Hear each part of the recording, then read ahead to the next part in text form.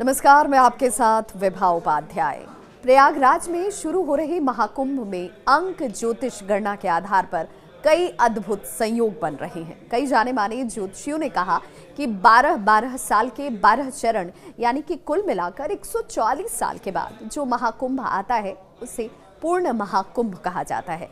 अगले साल यानी कि साल 2025 के शुरुआत में प्रयागराज में लग रहे महाकुंभ में यही दुर्लभ संयोग बनने जा रहा है। यानी कि पूरे 144 साल बाद हो रहे इस महाकुंभ में अंक ज्योतिष गणना के आधार पर 9 के अंक का खासा महत्व रहेगा।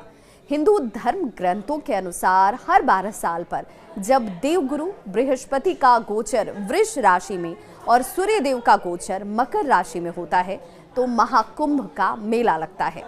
ये संयोग है कि 140 साल बाद 2025 में हो रहे इस महाकुंभ के अंक का योग करने पर भी 9 ही आता है, जबकि ब्रह्मांड में घूम रहे 27 नक्षत्रों का योग भी 9 आता है।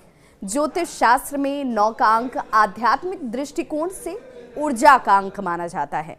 अंक ज्योतिष में 9 अंक का ग्रह मंगल होता है। मंगल ऊर्जा के प्रतीक होते हैं। हिंदू धर्म में 9 देवियों का बेहद खास महत्व है। नवरात्र भी 9 दिनों के होते हैं।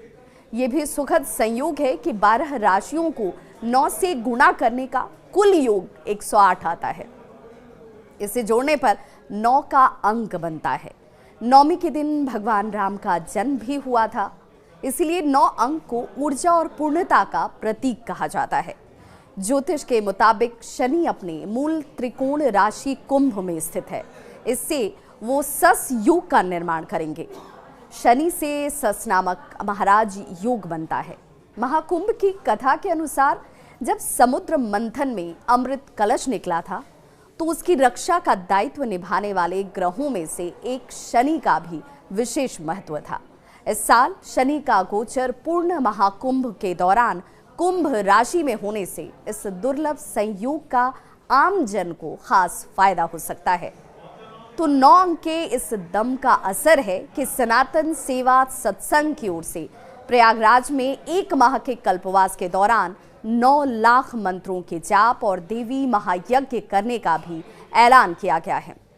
अब इसके साथ ही इस 1 माह के दौरान अखंड पाठ, सुंदरकांड और गीता ज्ञान प्रवचन भी होता रहेगा।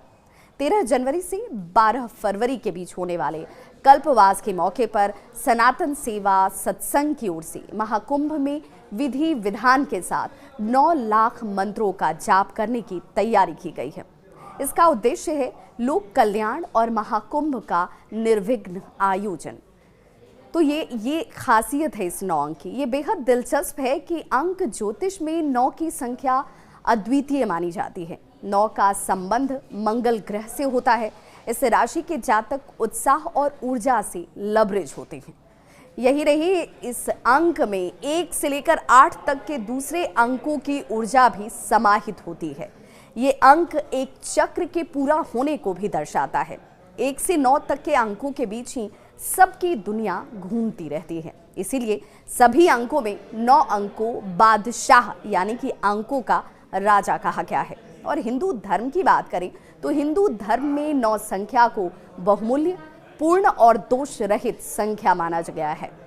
9 अंक को ब्रह्मांड की असीम ऊर्जा, उत्कृष्टता, आध्यात्मिकता और पूर्णता का प्रतीक अंक माना जाता है। ये अंक कभी भी न्यून नहीं होता और ना ही इसका नाश होता है। 9 के अंक का गुणा अगर किया जाए तो मिलने वाले गुणफल के अंकों का कुल योग हमेशा 9 ही आता है। 9 अंक कितना महत्वपूर्ण है ये इससे भी समझा जा सकता है कि ब्रह्मांड के ग्रहों की कक्षा 360 डिग्री की होती है और इसका मूलांक भी 9 ही है। श्रीमद् भगवद गीता में 18 अध्याय हैं, इसका मूलांक 9 है। महाभारत में 18 पर्व हैं, इनका मूलांक भी 9 होता है।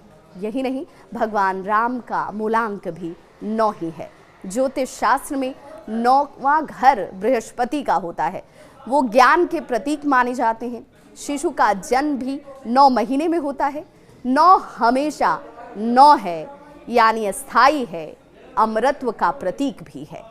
यही इसका सबसे बड़ा चमत्कार है। इसीलिए 9 अंक के दुर्लभ संयोग ने प्रयागराज में लग रहे महाकुंभ को और भी ज्यादा अहम बना दिया है।